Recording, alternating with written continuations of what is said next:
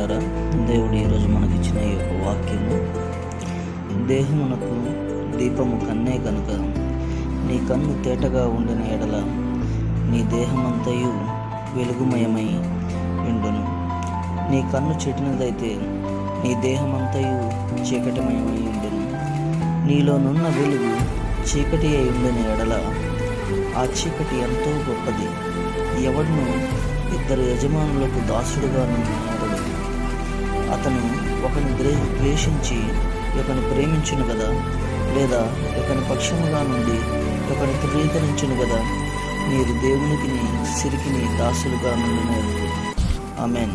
పిల్లరా, మనము దేవునికి కానీ ఈ యొక్క లోకమును కానీ రెండిట్లో ఎవరికైనా ఒకరితోటి ఉండగలమని చెప్పేసి ఈ యొక్క వాక్యం చెప్తూ ఉందండి. మనము ఒక సైడ్ లోకమును ప్రేమిస్తూ దేవుని ప్రేమించలేమని చెప్తూ